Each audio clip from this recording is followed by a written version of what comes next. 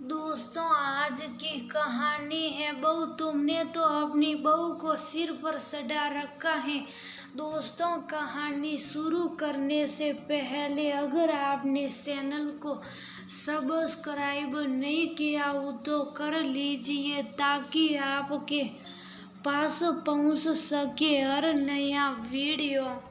सुशीला जी ने अभी फोन पर बात करके फोन रखा ही था कि अपनी बहू आशा को आवाज लगाते हुए बोली, आशा कल नागपुर वाली बुआ जी आ रही है, जरा व्यवस्था कर लेना। रसोई में काम कर रही आशा ने अपनी सास की बात सुनी लेकिन अपने काम में लगी रही। कुछ देर बाद उसने दूध के 2 गिलास लिए और अपनी बहू रिया के कमरे में गई। अपनी सास को कमरे में दूध लाता देख रिया कुर्सी से उठकर बोली, अरे मम्मी आप क्यों ले आई, मैं खुद ले लेती।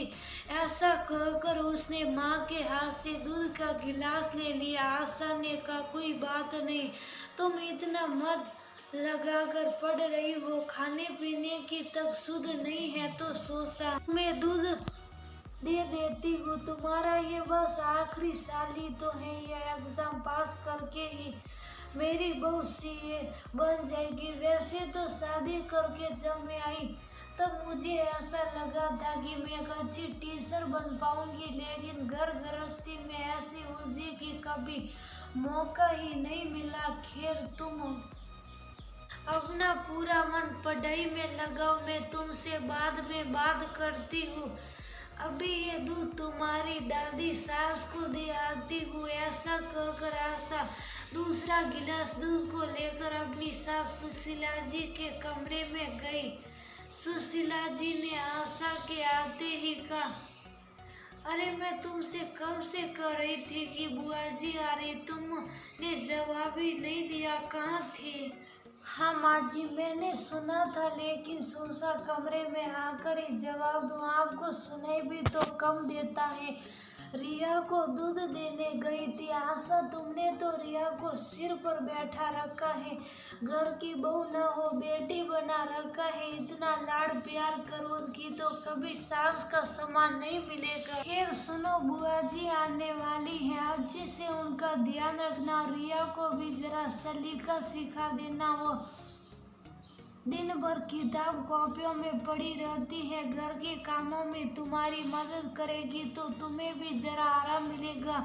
आखिर कब तक अकेली घर के कामों में लगी रहोगी। आशा ने उस समय कुछ भी करना ठीक नहीं समझा और कमरे से चली गई। मन में कई सवाल थे और कई बातें थी लेकिन उसने कुछ नहीं कहा। 7 दिन बाद बुआ जी आ गई। आते ही उनकी नजर पोते बहू की तरफ जा रही थी। जब वह नहीं दिखी तो उन्होंने आशा से पूछा, क्यों आशा, नई बहू रिया को कहाँ छुपा रखा है। आशा ने कहा, बुआ जी रिया तो आशा बहू अभी अपना जवाब पूरा करती कि सुशीला जी ने कड़क आवाज में कहा, दीदी तुम्हें क्या पता है, तुम हमारी बहू आशा भी बिल्कुल उल्टी गंगा ही बहा रही है। अब रिया की परीक्षा है तो कहती है उसे पढ़ाई में ध्यान लगाना चाहिए। रिया को पढ़ने उसके मायके भेज दिया है।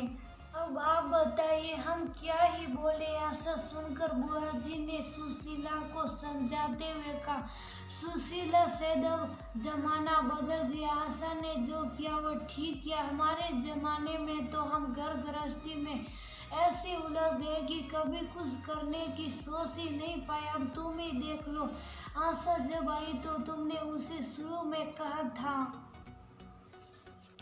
कि वो एक स्कूल में नौकरी कर सकती है, लेकिन आज शादी को 28 साल हो गए, कभी स्कूल का मुंह तक नहीं देख पाई। आज भी उसकी आंखों में वह सपने मुझे कई बार दिखाई देते हैं।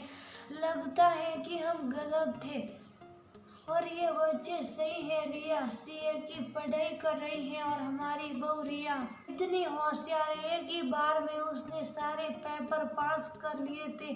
अभी आखिरी इम्तिहान है तो ये भी उसे पास कर लेना चाहिए। इस तरह घर में बहू बनकर दिन भर घर के कामों में लगी रहेगी तो पढ़ाई कैसे हो पाएगी।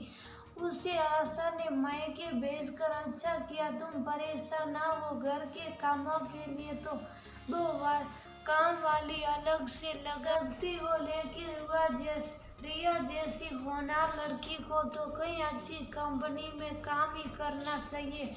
समय बदला, हमें भी सोच बदलनी चाहिए। बुआ जी की ये बातें सुन आस्का को बहुत अच्छा लगा। उसे लगा कि उसका सपना पूरा ना हुआ तो कोई बात नहीं, लेकिन वो अपनी बहू रिया के सारे सपने पूरे करेगी। तभी रिया का फोन आया। उसने बुआ से बहुत अच्छे से बात की और उनसे ना होने की माफी भी मांगी और कहा कि मैं जल्दी अपनी परीक्षा पास हो जाऊंगी फिर और घर और ऑफिस अच्छे से संभालूंगी।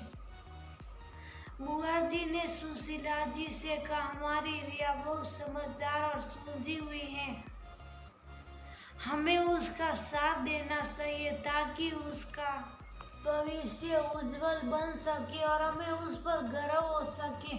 समय के साथ हमें भी बदलना चाहिए, नई पीढ़ी के साथ कदम मिलाकर चलेंगे, तभी हर परिवार खुश रहेगा।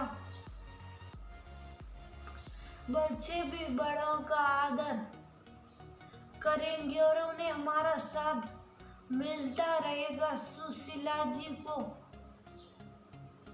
ये बातें ज्ञान लग रही थी, लेकिन आशा को विश्वास था कि समय के साथ सब ठीक होगा।